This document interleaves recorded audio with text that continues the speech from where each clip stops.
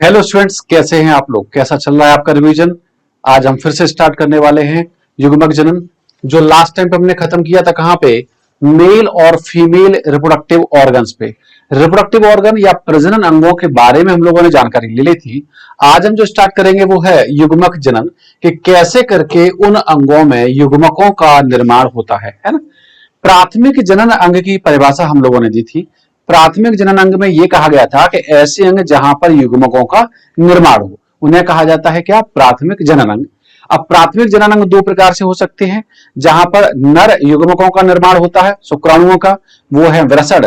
और जहां पर मादा युग्मक का निर्माण होता है, मतलब अंडाणु का, वो है अंडाशय। तो वृषण और अंडाशय हमारे क्या है? प्राथमिक जनन अंग है।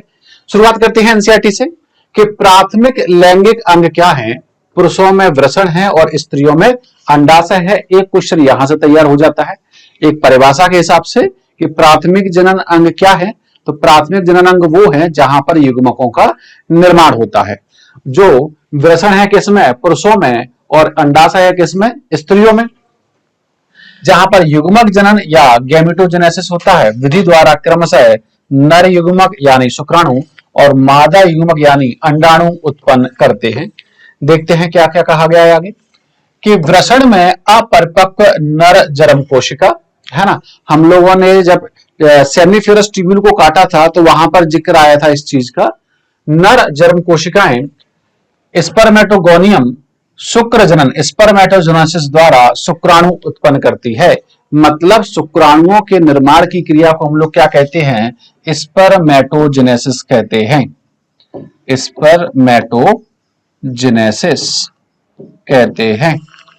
शुक्रजनन नलिकाओं, जिन्हें हमने सेमिनिफेरस ट्यूब्यूल्स कहा, कि भीतरी भित्ति में उपस्थित शुक्राणुजन समसूत्री विभाजन द्वारा, देखिए तीन फेज होती हैं अगर हम गैमेटोजेनेसिस की बात करें, चाहे वो आपका अंडजनन हो चाहे वो आपका शुक्राणुजनन हो, दोनों ही तीन फेजों में कंप्लीट होता है। एक होता है गुणन प्रावस्था, मल्टीप्लीकेशन फेज, गुणन प्रावस्था। इस गुणन प्रावस्था में कोशिकाओं की संख्या बढ़ती है और इस समय जो विभाजन होता है वो कौन सा होता है? समसूत्री विभाजन होता है। समसूत्री विभाजन द्वारा संख्या में वृद्धि करते हैं। ये होगी हमारी कौन सी? गुणन प्रावस्था। प्रत्येक शुक्राणुजन द्विगुणित होता है और उसमें 46 गुणसूत्र या क्रोमोसोम होते हैं। कुछ शुक्राणुजनों में समय समय पर अर्धसूत्री होते हैं। यहां पे मायने रखते हैं। पहली स्टेप हमने क्या बताई? गुणन प्रावस्था। दूसरी स्टेप होती है वृद्धि प्रावस्था, ग्रोथ फेज। ग्रोथ फेज में क्या होता है कि जहां पर कोशिकाओं का आकार बढ़ता है और आकार बढ़ने के बाद वो प्राथमिक शुक्राणु कोशिकाओं में बदल जाती है। और प्राथमिक शुक्राणु कोशिकाएं, जिन्हें हम प्राइमरी स्पर्मेटोसाइट कहते हैं, प्राइमरी स्पर्मेटोसाइट में अब जाके होता है क्या? अर्धसूत्री विभाजन। और इस प्रावस्था का नाम होता है परिपक्वन प्रावस्था। परिपक्वन प्रावस्था। तो टोटल कितनी प्रावस्था हैं? टोटल 3 प्रावस्था हैं। शुक्राणु जनन और अंड जनन दोनों में ही ये 3 अवस्थाएं पाई जाती हैं। यहां पर जो इन्होंने कहा कि समय समय पर कुछ कोशिकाओं में अर्धसूत्री विभाजन या अर्धसूत्रण, मियोटिक डिवीजन होता है। जिन कोशिकाओं को क्या नाम दिया?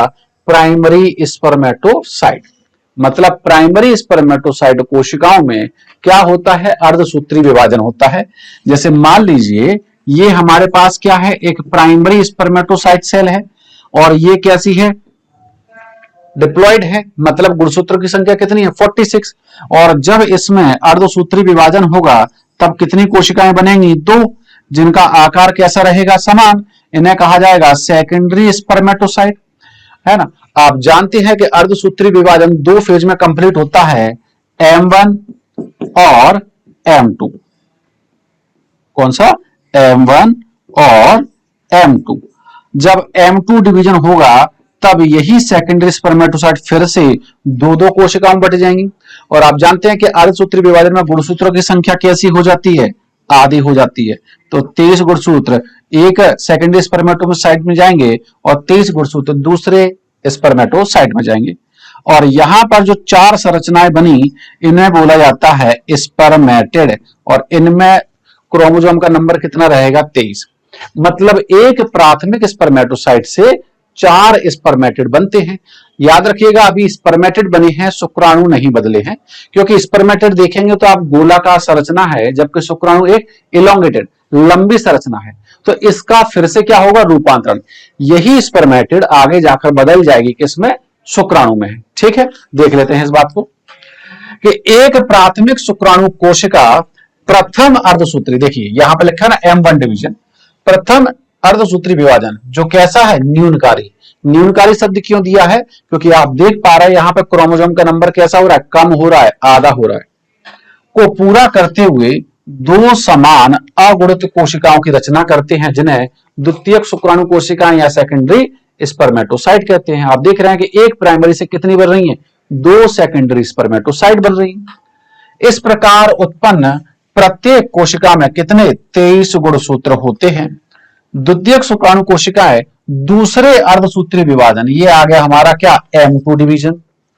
कौन सा डिवीजन, M2 डिवीजन। तो एक M1 हो गया, एक M2 हो गया।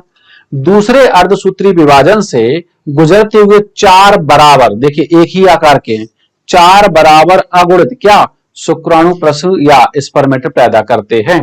शुक्राणु प्रसुओं में गुणसूत्रों की संख्या कितनी होनी चाहिए, 23 होगी, क्योंकि ये अगुणित संरचना है। शुक्राणु प्रसु, यहां पे आगे यही पॉइंट लिखा हुआ है, देखिएगा कि शुक्राणु प्रसु रूपांतरित होकर शुक्राणु या स्पर्मेटोजोआ स्पर्म बनाते हैं। इस प्रक्रिया को शुक्राणु जनन, या इंग्लिश आप याद रखें वो ज्यादा बेटर है, स्पर्मियोजेनेसिस। आप इंग्लिश पे ही फोकस करेंगे। इस प्रोसेस को कहा जाता है स्पर्मियोजेनेसिस। शुक्राणु जनन के पश्चात शुक्राणु शीर सैटोली कोशिकाओं में अंतः स्थापित हो जाते हैं। याद कीजिएगा जब हम लोगों ने पढ़ा था कि सेमनीफेरस ट्यूब्यूल के अंदर क्या पाई जाती है, सैटोली सेल, और पोषण देने का काम किसका है, सैटोली सेल का, तो लिखा है। और अंत में जिस प्रक्रिया द्वारा शुक्राणु शुक्र जनन नलिकाओं से मोचित होते हैं उसे कहा जाता है स्पर्मिएशन। हिंदी नहीं पढ़ेंगे क्योंकि वीर सेचन कहा जाता है इंसमाइनेशन को, आप इंग्लिश ही पढ़ेंगे, स्पर्मिएशन, स्पर्मिएशन। शुक्राणु जनन प्रक्रिया किशोरावस्था या यौवन आरंभ से होने लगती है, क्योंकि इस दौरान गोनेडोट्रोपिन GnRH, याद रखिएगा गोनेडोट्रोपिन रिलीजिंग हार्मोन, जो कहां से निकलता है, हाइपोथैलेमस से निकलता है। और ये किस पर इफेक्ट डालता है, अग्रप्यूस पर, क्योंकि गोनेडोट्रोपिन किन्हें कहा जाता है, FSH और LH। तो ये किसके श्रावण में हेल्प करेगा, FSH और LH के श्रावण में काफी वृद्धि हो जाती है। आपको याद होगा कि यह एक हाइपोथैलेमिक, ये मिल गया पॉइंट, कहां से निकलता है, हाइपोथैलेमस। गोनेडोट्रोपिन रिलीजिंग हार्मोन के स्तर में वृद्धि के कारण यह किस पर, यह भी मिल गया, अग्रप्यूस ग्रंथि पर कार्य करता है। और यह दो गोनेडोट्रोपिन कौन से, एक FSH और एक LH, ये रहा वो। पीत पिंडकर ल्यूटिनाइजिंग हार्मोन और पुटका उद्दीपक हार्मोन, फॉलिकल स्टिमुलेटिंग हार्मोन के स्रावण को उद्दीपित करता है। इस चीज का जिक्र हम लोग जो है एंडोक्राइन सिस्टम या अंतःस्रावी तंत्र में भी करते हैं। LH कहां काम कर रहा है, लीडिक कोशिकाओं पे काम कर रहा है, और इन्हीं लीडिक कोशिकाओं को हम लोगों ने अंतराली कोशिकाएं भी कहा था। लीडिक कोशिकाओं पर कार्य करता है। और पुंजन, पुंजन मतलब एंड्रोजन, एंड्रोजन होती है मेल सेक्स हार्मोन। और इस कैटेगरी का एक एग्जांपल जो सबसे कॉमन है वो है टेस्टोस्टेरोन। एंड्रोजन के संश्लेषण और स्रावण को क्या कर देता है, उद्दीपित कर देता है। और इसके बदले में एंड्रोजन क्या करता है, स्पर्मेटोजेनेसिस की प्रक्रिया को उद्दीपित कर देता है। मतलब स्पर्मेटोजेनेसिस में LH रोल प्ले कर रहा है। और LH को कौन प्रमोट कर रहा है, GnRH। और यही GnRH किस पर काम करता है, FSH पर। और FSH क्या करता है, सैटोली कोशिकाओं पर कार्य करता है। और कुछ घटकों को उन्होंने उन घटक का नाम नहीं दिया। सैटोली कोशिकाओं से एक घटक बनता है जिसका नाम है एंड्रोजन बाइंडिंग प्रोटीन, ABP, है ना, क्या नाम है उसका, ABP, एंड्रोजन बाइंडिंग प्रोटीन के स्रावण को उद्दीपित करता है, जो शुक्राणु जनन की प्रक्रिया में सहायता करते हैं। आइए हम एक शुक्राणु की संरचना की जांच करें, देख लेते हैं शुक्राणु की संरचना क्या है। यह एक सूक्ष्मदर्शी संरचना है, यह बात सही है। शुक्राणु आकार में बहुत ज्यादा छोटे होते हैं, जो नग्न आंखों से दिखाई नहीं देते हैं। इसलिए यह क्या है, एक सूक्ष्मदर्शी संरचना है जो कितने भागों में, 4 भागों में। कौन कौन से, शीर्ष ये हो गया पहला, ग्रीवा ये हो गया दूसरा, मध्यखंड ये हो गया तीसरा, और एक पूंछ ये हो गया चौथा। कितने भागों में विभाजित है, 4। ठीक है, आगे चलते हम लोग। ये देखिए एनसीईआरटी ने ये डायग्राम दिया है, बहुत ही शानदार डायग्राम है। आप अगर देखें, ये हो गया हमारा पहला वाला भाग कौन सा, शीर्ष। ये हो गया दूसरा वाला भाग कौन सा, ग्रीवा। ये हो गया तीसरा वाला भाग कौन सा, मध्यखंड, जिसे नाम दिया गया मिडल पीस। और ये क्या है, पूंछ। अगर हम सिर की बात करें तो सिर में एक गोलाकार केंद्रक ना होती हुई कैसा है, लंबा केंद्रक है। ठीक है, कैसा है, इलोंगेटेड। ये हेड रीजन है जहां पर ऊपर एक टोपी नुमा संरचना रखी हुई है, जिसे नाम दिया है अग्रपिंडक, या इंग्लिश में इसे कहा जाता है एक्रोजोम। क्या बोलते हैं इसे, एक्रोजोम। तो कभी कभी क्वेश्चन ये भी पूछ लिया जाता है कि एक्रोजोम को बनाता कौन है, तो एक्रोजोम को बनाता है गोल्गी बॉडी। ठीक है, यहां पर इसका केंद्रक रखा है, कैसा होगा, ये होगा अपना हैप्लॉइड। यहां तक का जो रीजन है वो क्या है, हेड रीजन है। हेड के नीचे छोटा सा हिस्सा क्या है, ग्रीवा है ना। ग्रीवा हिस्सा में आपके सेंट्रियोल पाए जाते हैं दो, एक प्रोक्सिमल सेंट्रियोल और एक डिस्टल सेंट्रियोल। ये है मध्यखंड, जिसे इसका पावर हाउस भी कहा जाता है। क्यों ऐसा बोलते हैं, तो आप देखिए उसका आंसर यहां छुपा हुआ है, क्योंकि यहां क्या है, माइट्रोकॉन्ड्रिया, स्पाइरली अरेंज्ड माइट्रोकॉन्ड्रिया है, जो क्या करते हैं, तो एनसीईआरटी ने यह भी लिखा, तैरने के लिए ऊर्जा का स्रोत। इसलिए पावर हाउस कौन सा पोर्शन कहा जाता है, मिडल पीस कहा जाता है। और एक पोर्शन हमारा क्या है, पूंछ है। इतनी सारी संरचनाएं हमें यहां पे दिख रही हैं। इन्हीं चीजों को हमने देखना है कि यहां पर एनसीईआरटी ने क्या क्या पॉइंट्स लिखे हुए हैं, जरा देखते हैं। एक प्लाज्मा झिल्ली शुक्राणु की पूरी काया, पूरी बॉडी को आवृत किए रहती है। भाई ये भी एक प्रकार की कोशिका ही है, और कोशिकाओं के आसपास झिल्ली पाई जाती है, जिसे कोशिका झिल्ली कहते हैं। शुक्राणु के शीर्ष में एक दीर्घीकृत, ये देखिए ये लिखा है इलोंगेटेड, यहां पर गोलाकार ना होते हुए कैसा है, एक दीर्घीकृत, एक इलोंगेटेड अगुणित केंद्रक होता है, तथा इसका अग्रभाग एक टोपी नुमा संरचना से आवृत होता है, जिसे क्या नाम दिया अपन ने, अग्रपिंडक या एक्रोजोम दिया गया। एक्रोजोम निषेचन में बहुत रोल प्ले करता है। एक्रोजोम के अंदर भरे होते हैं लाइटिक एंजाइम, इनकी क्या जरूरत है, जो अंडा मुक्त होता है उसके आसपास जोना पेल्सिडा और कोरोना रेडिटा पाई जाती है, ये आपको पता है। और कोरोना रेडिटा की सेल्स आपस में जुड़ी होती है हाइलुरोनिक अम्ल से, तो उस हाइलुरोनिक अम्ल को गलाने का काम करता है हाइलुरोनिडेज एंजाइम। तो जितने भी ऐसे ही जोना पेल्सिडा को गायब करने के लिए भी एंजाइम चाहिए, तो जितने भी एंजाइम है वो सब काम भरे एक्रोजोम में है, तो इसकी बहुत मदद लगती है फर्टिलाइजेशन में। यह अग्रपिंडक उन एंजाइम से भरा होता है जो अंडाणु के निषेचन में मदद करते हैं। ये मिल गया काम का पॉइंट कि एक्रोजोम किस में मदद कर रहा है, अंडाणु के निषेचन में, क्योंकि इसी में लाइटिक एंजाइम्स भरे हैं। शुक्राणु के मध्यखंड में असंख्य सूत्र कणिकाएं होती हैं, जो पूंछ को गति प्रदान करने के लिए ऊर्जा उत्पन्न करती हैं, जिसके कारण शुक्राणु को निषेचन करने के लिए आवश्यक गतिशीलता प्रदान करना सुगम बनाता है। मैथुन क्रिया के दौरान पुरुष 20 से 30 करोड़, वो भी कैसा, स्खलन। अगर वो प्रति ml पूछे तो आंसर आता है 20 से 120 मिलियन, लेकिन यहां पे क्या लिखा है, स्खलन। तो टोटल कितने हैं, 20 से 30 करोड़। सामान्य उर्वरकता से लगभग 60% शुक्राणु कैसे होने चाहिए, निश्चित रूप से समान आकार एवं आकृति वाले होने चाहिए, और इनमें से कम 40% आवश्यक रूप से कैसे होने चाहिए, सामान्य जनन क्षमता के लिए तीव्र गतिशील होने चाहिए। दो डिमांड एनसीईआरटी ने दी है, दोनों ही इंपॉर्टेंट है। एक कि कम से कम कितने प्रतिशत सामान्य आकार एवं आकृति वाले चाहिए, 60%, और कम से कम 40% कैसे चाहिए, जिनमें ऊर्जा ज्यादा हो, जिनकी गतिशीलता ज्यादा हो। आगे चलते हम लोग। शुक्रजनक नलिकाओं से मोचित शुक्राणु सहायक नलियां, कौन सी सहायक नलियां, याद कीजिए।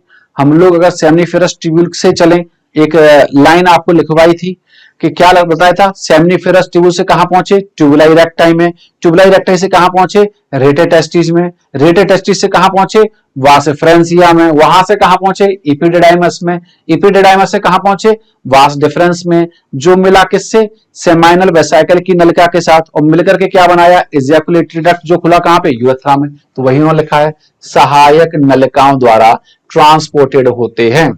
शुक्राणुओं की परिपक्वता एवं गतिशीलता के लिए क्या क्या, अधिवृषण, शुक्रवाहक, शुक्राशय तथा प्रोस्टेट ग्रंथियों का स्राव भी आवश्यक होता है।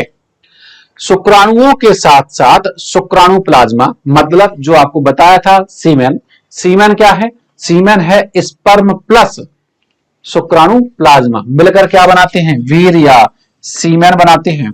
पुरुष की सहायक नलिकाओं और ग्रंथियों के कार्य को वृषण हार्मोन, और वो कौन है, एंड्रोजन, इस कैटेगरी का एग्जांपल क्या है, टेस्टोस्टेरोन बनाए रखता है। अब बात करते हैं किसकी, एक मादा युग्मक की। मादा युग्मक में दो चीजें हैं, एक जहां अंडे का निर्माण हो रहा है, ठीक है, सेम जैसा अपन ने शुक्राणुओं के केस में पढ़ा वैसा ही होगा, यहां प्राइमरी स्पर्मेटोसाइट था, मादा में प्राइमरी ऊसाइट हो जाएगा, वहां सेकेंडरी स्पर्मेटोसाइट था, यहां सेकेंडरी ऊसाइट हो जाएगा, वहां स्पर्मेटिड बन रहा था, यहां पर ऊटिड या ओवम बन जाएगा। लेकिन थोड़ा डिफरेंस भी है कि उनमें अंडाणु के साथ साथ पुटक या फॉलिकल भी बनते हैं।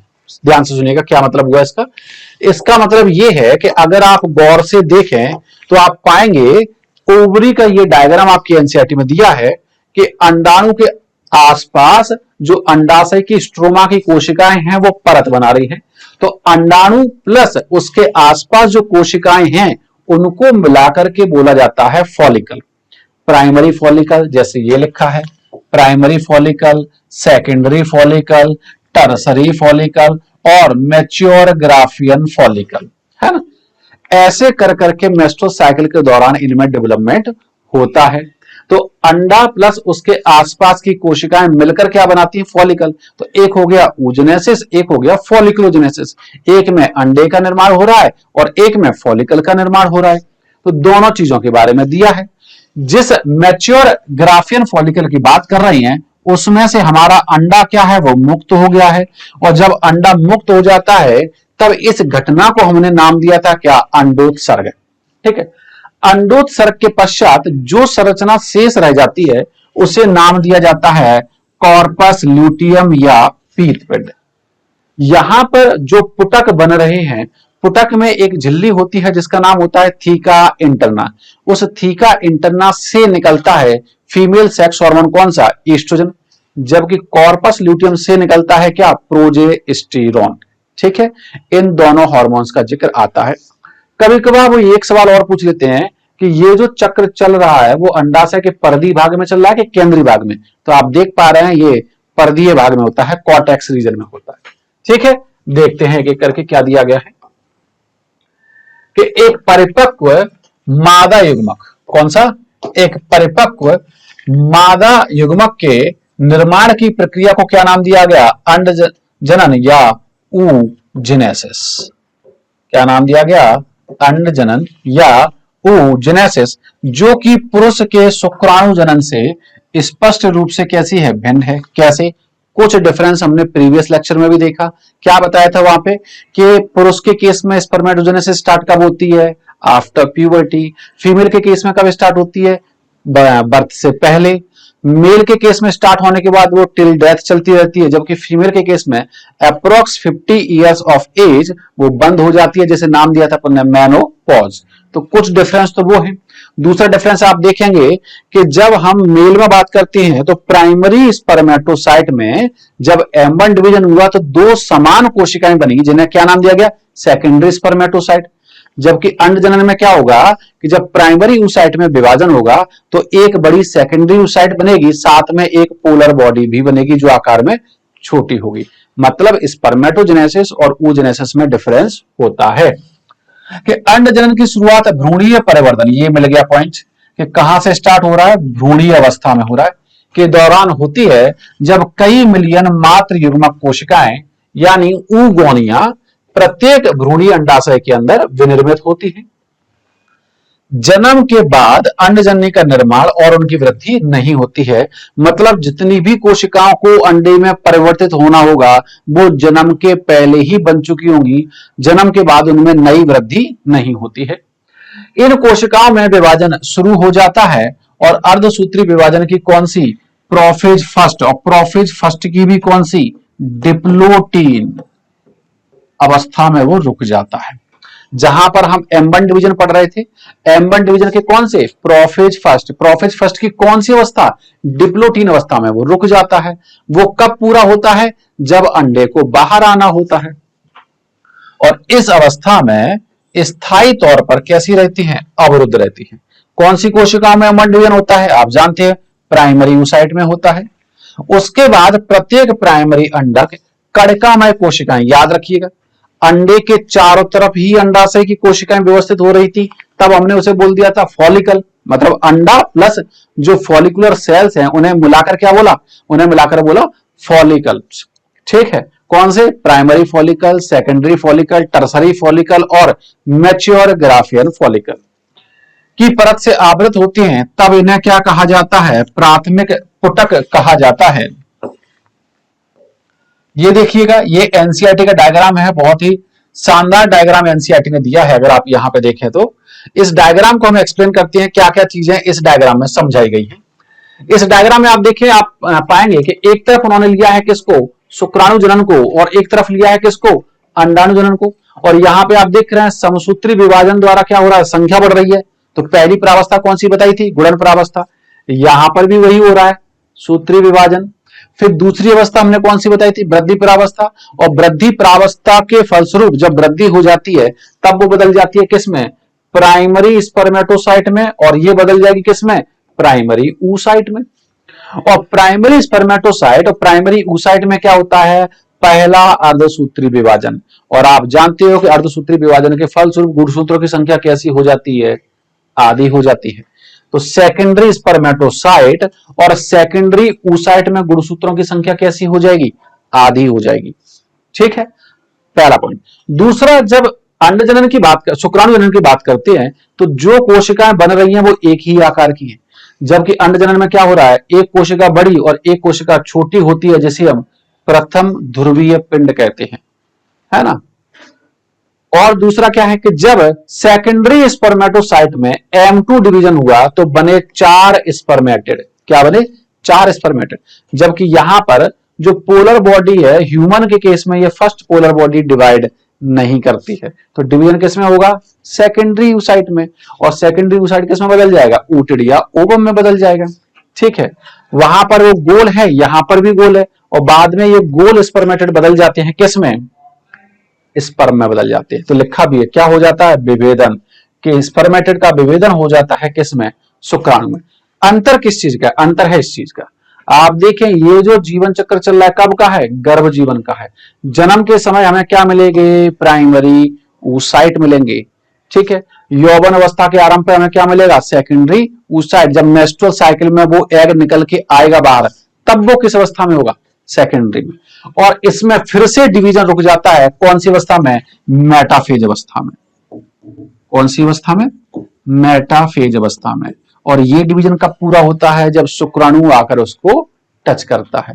तो ये कुछ डिफरेंस और सिमिलरिटीज हैं किसमें, स्पर्मेटोजेनेसिस और oogenesis में। ठीक है, आगे चलते हैं हम लोग। आगे क्या दिया गया है, प्राइमरी फॉलिकल कहा जाता है, और एक प्रक्रिया के द्वारा इन पुटकों की भारी संख्या में जन्म से यौवन तक ह्रास होता जाता है। इसे बोला जाता है फॉलिकुलर एट्रीजिया। क्या बोलते हैं इसे, फॉलिकुलर एट्रीजिया। ठीक है, इसलिए यौवन आरंभ के समय प्रत्येक अंडाशय में केवल 60,000 से 80,000 प्राथमिक पुटक ही शेष बचते हैं, और यह प्राथमिक पुटक कणिकामय कोशिकाएं, जिन्हें अंग्रेजी में कहा जाता है ग्रेनुलोसा सेल्स। हमारे अंडाणु के आसपास जो भी कोशिकाएं हैं उन्हें क्या कहा जाएगा, ग्रेनुलोसा सेल्स के और अधिक परतों से आवृत हो जाते हैं तथा एक और नए प्रावक थीकल लेयर से घिर जाते हैं, और इस अवस्था को क्या नाम दिया गया, द्वितीयक पुटक या सेकेंडरी फॉलिकल नाम दिया। यह द्वितीय पुटक जल्द ही एक तृतीय पुटक में बदल जाता है तथा एक गुहा का निर्माण होता है जिसे बोला जाता है एंट्रम, और एंट्रम का पाया जाना तृतीय पुटक का लक्षण है। यह इसका एक विशेष लक्षण है, ये पॉइंट मिल गया। और थीका दो परतों में बट जाती है, कौन सी? थीका इंटरना और बाहर वाली थीका एक्सटर्ना। और थोड़ी देर पहले ही आपसे कहा था कि थीका इंटरना से निकलता है फीमेल सेक्स हार्मोन, कौन सा? एस्ट्रोजन। इस समय आपका ध्यान इस ओर खींचना महत्वपूर्ण होगा कि तृतीय पुटक के भीतर क्या है? प्राथमिक अंडक, प्राइमरी oocyte रखा है। जब वो ग्राफियन फॉलिकल में कन्वर्ट होगा तब ये प्राइमरी oocyte बदल जाएगा किसमें? सेकेंडरी में, के आकार में वृद्धि होती है। और इसका पहला अर्धसूत्री विभाजन कैसा होता है? पूरा। और यह कैसा है? असमान। असमान मतलब एक कोशिका बड़ी है और एक कोशिका छोटी है, जिसके फलस्वरूप बृहद, बृहद मतलब बड़ा, अगुणित सेकेंडरी oocyte बनता है तथा एक लघु, लघु मतलब छोटा, प्रथम ध्रुवीय पिंड की रचना होती है।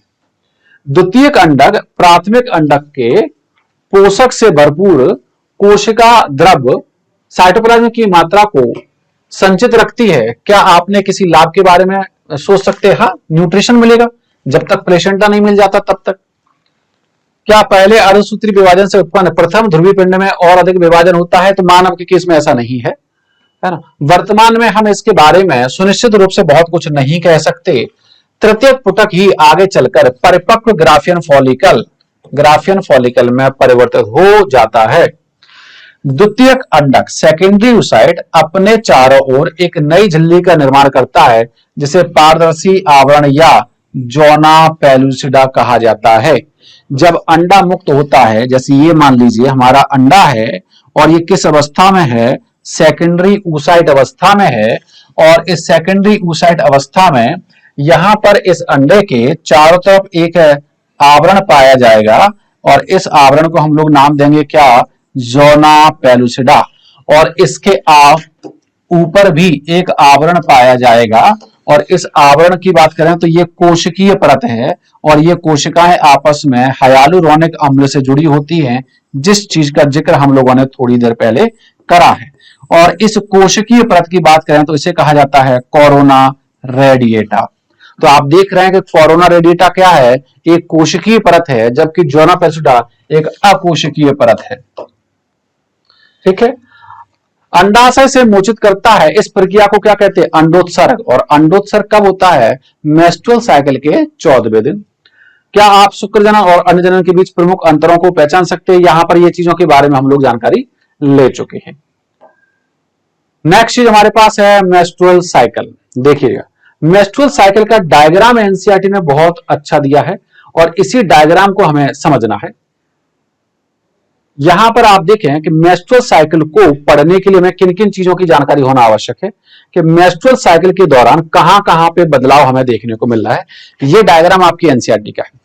पहली बात तो एनसीईआरटी ने एक बात बहुत अच्छी कही है कि मेंस्ट्रुअल साइकिल प्राइमेट्स में होने वाला चक्र है। प्राइमेट्स मतलब होते हैं बंदर, कपी और मानव, मतलब ये उन तीनों में पाई जाती है। पहला पॉइंट। दूसरा, यहां पर ये एक फर्टाइल फीमेल का कैरेक्टर है कि एक फीमेल अगर फर्टाइल है तो उसमें मासिक चक्र हो रहा होगा। और ऐसा भी अपन ने कहा कि 50 साल की उम्र के बाद लगभग मेंस्ट्रुअल साइकिल वो है बंद हो जाती है, मतलब नया अंडा नहीं बन रहा है। और मेंस्ट्रुअल साइकिल का बंद होना ही क्या कहलाता है? मेनोपॉज कहलाता है। जरा सुनेंगे, यहां पर आप देखें एक जगह उन्होंने जिक्र करा है गर्भाशय घटना है, मतलब मेंस्ट्रुअल साइकिल के दौरान गर्भाशय में भी बदलाव आता है। और दूसरा लिखा है अंडाशय घटनाएं, मतलब मेंस्ट्रुअल साइकिल के दौरान अंडाशय में भी कुछ ना कुछ अलग घटनाएं देखने को मिलती हैं। और पूरी की पूरी मेंस्ट्रुअल साइकिल जो है वो हार्मोन पे बेस्ड होती है, मतलब हार्मोन का रोल उसमें होता ही होता है। किन किन का शुरुआत करते हैं कि जब मेंस्ट्रुअल साइकिल हो रही है तो सब सारी घटनाएं एक साथ हो रही होंगी। और टोटल मेंस्ट्रुअल साइकिल जो बताई है वो है 28 दिनों की, जो अलग अलग फीमेल में वेरी कर सकती है, लेकिन पढ़ने के लिए हमने इसे आइडियली माना है कितने दिनों का? 28 दिनों का।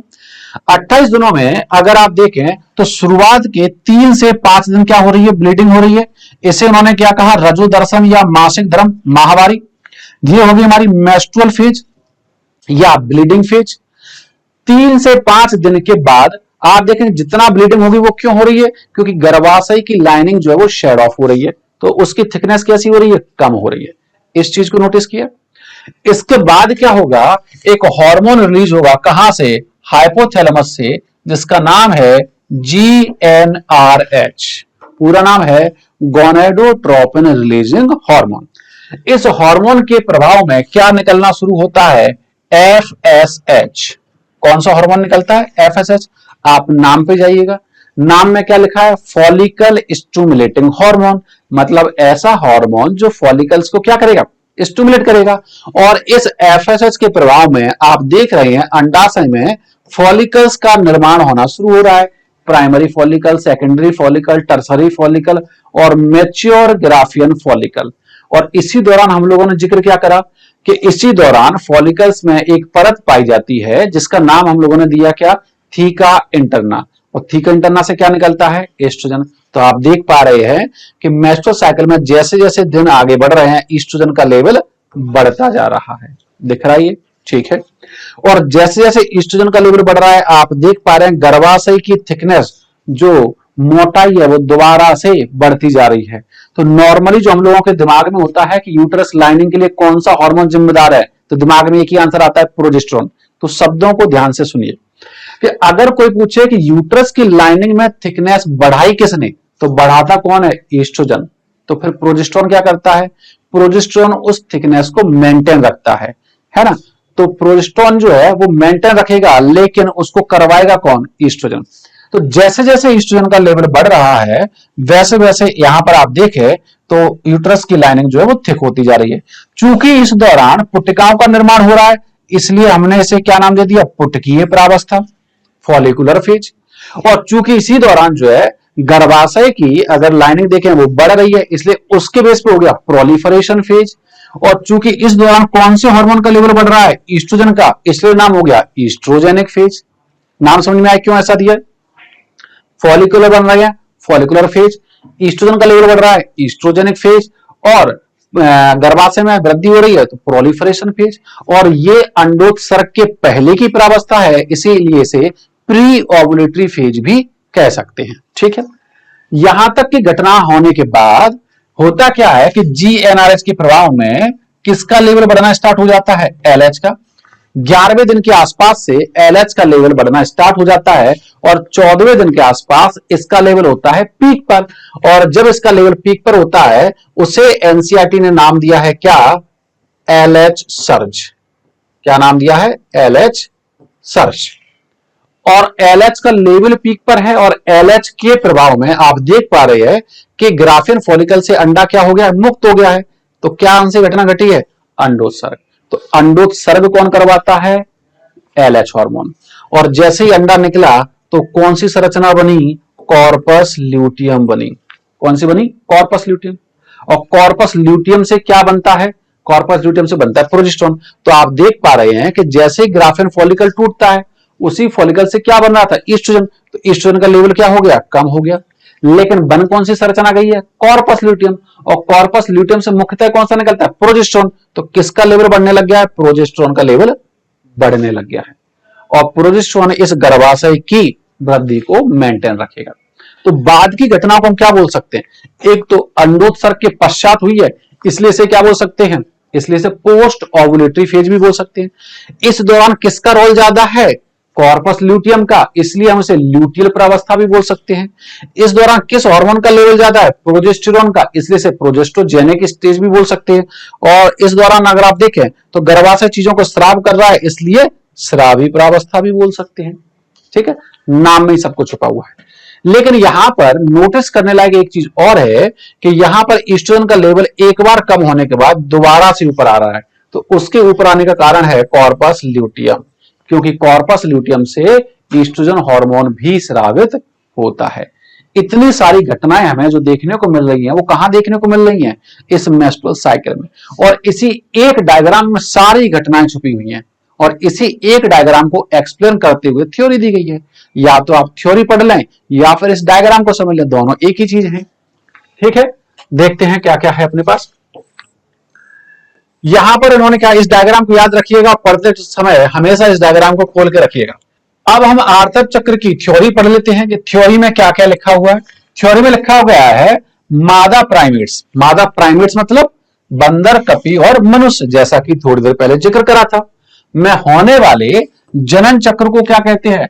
आर्तव चक्र कहते हैं, मेंस्ट्रुअल साइकिल कहा जाता है, या सामान्य जनों की भाषा में हम इसे मासिक धर्म या माहवारी कहते हैं। प्रथम ऋतुस्राव या रजोधर्म की शुरुआत यौवन आरंभ पर शुरू होती है, जो सामान्यतः 11 से 13 वर्ष की उम्र से शुरू होती है, जिसे हम लोगों ने रजोदर्शन या मीनार्क कंडीशन कहा है। मीनार्क को यहां पे लिख देते हैं, जिसे हम लोगों ने क्या कहा है? मीनार्क कंडीशन कहा है। कहते हैं स्त्रियों में यह आर्तव चक्र प्राय 28 या 29 दिनों की अवधि के बाद दोहराया जाता है। इसलिए एक रजोधर्म से दूसरे रजोधर्म के बीच की घटना को आर्तव चक्र कहते हैं। चक्र क्यों? क्योंकि वही घटना बार बार रिपीट हो रही है, कहा जाता है। प्रत्येक आर्तव चक्र के मध्य में एक अंडाणु उत्सर्जित किया जाता है, और अंडाणु का निकलना क्या कहलाता है? अंडोत्सर्ग कहलाता है, या अंडोत्सर्ग होता है। आर्तव चक्र की प्रमुख घटनाओं को चित्र में दर्शाया गया है, जैसा कि अभी आपके सामने डिस्कस किया। ठीक है, अब आगे देखें। आर्तव चक्र की शुरुआत आर्तव प्रावस्था, ब्लीडिंग फेज या मेंस्ट्रुअल फेज से होती है। मतलब शुरुआत के 3 से 5 दिन तक क्या होगी?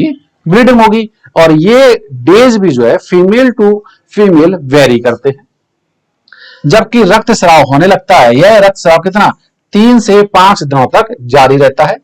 गर्भाशय से इस रक्तस्राव का कारण क्या है? गर्भाशय की अंतः स्तर परत। इस चीज का जिक्र हम लोग पहले कर चुके हैं कि मेंस्ट्रुअल साइकिल के दौरान जो परिवर्तन होते हैं वो किसमें होते हैं? एंडोमेट्रियम में। जबकि प्रसव में मदद कौन करती है? मायोमेट्रियम। और उसकी रक्त वाहिनियों के नष्ट होना है, जो एक तरल का रूप धारण कर लेता है और योनि से बाहर निकलता है। रजोधर्म तभी होता है जब मोचित अंडाणु निषेचित नहीं हुआ हो। इसका मतलब यह हुआ कि अगर कोई फीमेल प्रेग्नेंट हो जाती है तो प्रेगनेंसी के दौरान मेंस्ट्रुअल साइकिल की सारी घटनाएं जो हैं वो क्या हो जाएंगी? वो बंद हो जाएंगी। ठीक है, रजोधर्म की अनुपस्थिति यहां पर लिखा भी है। रजोधर्म की अनुपस्थिति गर्भ धारण का संकेत हो सकती है। बिल्कुल सही बात है कि अगर कोई फीमेल जो है उसमें मेंस्ट्रुअल साइकिल नहीं हुए, मतलब ये हुआ कि वो फीमेल क्या है? प्रेग्नेंट है। यद्यपि इसके अन्य कारण भी हो सकते हैं, जैसे कि तनाव, निर्बल स्वास्थ्य आदि भी हो सकते हैं। आर्तव प्रावस्था के बाद पुटकीय प्रावस्था, फॉलिकुलर फेज, क्योंकि इस दौरान किसका निर्माण हो रहा है? फॉलिकल्स का। पुटकीय प्रावस्था आती है, और इस प्रावस्था के दौरान गर्भाशय के भीतर प्राथमिक पुटक में क्या होती है? वृद्धि होती है, और यह एक पूर्ण किसमें? ग्राफियन पुटक में बदल जाता है। इसके साथ साथ गर्भाशय में क्या होता है? प्रोलिफरेशन। प्रोलिफरेशन आप देख रहे हैं कि गर्भाशय की थिकनेस दोबारा से बढ़ना शुरू हो गई थी, के द्वारा गर्भाशय अंतःस्तर पुनः पैदा हो जाता है। अंडाशय और गर्भाशय के ये परिवर्तन किसके प्रभाव में? पीयूष ग्रंथि तथा अंडाशय हार्मोन की मात्रा के स्तर। अब जरा देखिए कैसे दोनों का जिक्र किया है। पीयूष ग्रंथि से क्या निकल रहा था उस दौरान? FSH। और अंडाशय हार्मोन कौन सा निकल रहा था? ईस्ट्रोजन। तो शुरुआती फेज में, मतलब अंडोत्सर्ग के पहले कौन से हार्मोन का रोल आया? FSH और ईस्ट्रोजन के स्तर में बदलावों से प्रेरित होती है। पुटक प्रावस्था के दौरान गोनेडोट्रोपिन, कौन? LH और FSH का स्राव धीरे धीरे बढ़ जाता है, और यह स्राव पुटक परिवर्धन के साथ साथ वर्धमान मतलब वृद्धि कर रहे पुटक द्वारा एस्ट्रोजन के स्राव को भी उद्दीपित करता है। LH तथा FSH दोनों ही आर्तव चक्र के मध्य में लगभग कौन से दिन? 14वें दिन अपने उच्चतम स्तर को प्राप्त कर लेते हैं, और मध्य चक्र के दौरान LH का तीव्र स्रावन जब अधिकतम स्तर पर होता है तब इसे LH सर्ज कहा जाता है, जिसका जिक्र डायग्राम में हम लोगों ने किया। यह ग्राफी पुटक को फटने के लिए प्रेरित करता है, जिसके कारण अंडाणु क्या होता है? मोचित हो जाता है, और उस घटना को कहा जाता है अंडोत्सर्ग या ओव्यूलेशन। तो अंडोत्सर्ग के लिए कौन सा हार्मोन जिम्मेदार है? तो अंडोत्सर्ग के लिए हम कौन सा हार्मोन जिम्मेदार है? LH हार्मोन जिम्मेदार है। अंडोत्सर्ग के पश्चात पीत प्रावस्था मतलब ल्यूटियल फेज होती है। क्यों? क्योंकि उस दौरान कौन सी संरचना बन रही है? कॉर्पस ल्यूटियम बन रही है, और कॉर्पस ल्यूटियम से कौन सा हार्मोन निकलता है? प्रोजेस्टेरोन निकलता है, जिसके दौरान ग्राफियन पुटक का शेष बचा हुआ भाग, यहां पर लिखा है ग्राफियन पुटक का शेष बचा हुआ भाग। तो कोई आपसे पूछे कि कॉर्पस ल्यूटियम क्या है, तो कॉर्पस ल्यूटियम अंडोत्सर्ग के पश्चात ग्राफियन पुटक का शेष बचा हुआ भाग है। सीधे सीधे डेफिनेशन लिखिए, का रूप धारण कर लेता है यह पीत पिंड भारी मात्रा में क्या? प्रोजेस्टेरोन, लिखा है सीधे सीधे, स्रावित किया जाता है, जो कि गर्भाशयी एंडोमेट्रियम को बनाए रखने के लिए, शब्दों पे ध्यान दीजिएगा, इन्होंने ये नहीं कहा है कि ये उसकी थिकनेस को बढ़ा रहा है, थिकनेस को बढ़ाएगा कौन? ईस्ट्रोजन, और यहां पे क्या रखा है? उस थिकनेस को बनाए कौन रखेगा? तो बनाए रखेगा कौन? प्रोजेस्टेरोन। इस प्रकार गर्भाशयी अंतःस्तर निषेचित अंडाणु के अंतरोपण इम्प्लांटेशन तथा प्रेगनेंसी की अन्य घटनाओं के लिए आवश्यक होता है। और यहीं पर जैसा कि थोड़ी देर पहले हम लोगों ने डिस्कस किया कि प्रेगनेंसी के दौरान मेंस्ट्रुअल साइकिल की सभी घटनाएं क्या हो जाती हैं? बंद हो जाती हैं। तो जब तक फीमेल प्रेग्नेंट है तब तक जो है मेंस्ट्रुअल साइकिल जो है वो नहीं होती है, इसलिए इस समय रजोधर्म नहीं होता है, ब्लीडिंग नहीं होती है। जब निषेचन नहीं होता है, कि मान लीजिए निषेचन नहीं है, तो कॉर्पस ल्यूटियम में ह्रास होता है और यह अंतः स्तर का विघटन का कारण बनता है। क्योंकि अगर कॉर्पस ल्यूटियम नहीं है तो आप जानते हैं कि कॉर्पस ल्यूटियम से ही क्या निकल रहा है? प्रोजेस्टेरोन। तो कॉर्पस ल्यूटियम ही नहीं बचेगी तो प्रोजेस्टेरोन का लेवल भी कम हो जाएगा, और प्रोजेस्टेरोन ही क्या कर रहा था? गर्भाशय की थिकनेस को बनाए रखा था। तो अगर प्रोजेस्टेरोन नहीं होगा तो गर्भाशय की थिकनेस बनी नहीं रहेगी, मतलब नेक्स्ट मेंस्ट्रुअल साइकिल जो है वो स्टार्ट हो जाएगी, जिससे कि फिर से रजोधर्म का नया चक्र शुरू हो जाता है। तो कोई आपसे पूछे कि नेक्स्ट मेंस्ट्रुअल साइकिल स्टार्ट होने का कारण क्या है, तो उसका कारण है प्रोजेस्टेरोन का लेवल कम हो जाना, यानी माहवारी पुनः होती है। स्त्री में यह आर्तव चक्र 50 वर्ष की आयु के लगभग, मतलब एग्जैक्ट फिगर नहीं कहा है, 45 से 55 कम ज्यादा चलता है। जो इस स्थिति को रजोनिवृत्ति या मेनोपॉज कहा जाता है। ठीक है, इस प्रकार रजो दर्शन से लेकर रजो निवृत्ति की अवस्था में चक्रीय रजोधर्म सामान्य जनन अवधि का सूचक है। ये थे हमारे आज के टॉपिक। नेक्स्ट लेक्चर में हम इससे आगे का पढ़ेंगे। आज के लिए बस इतना ही। Thank you very much. Thanks a lot.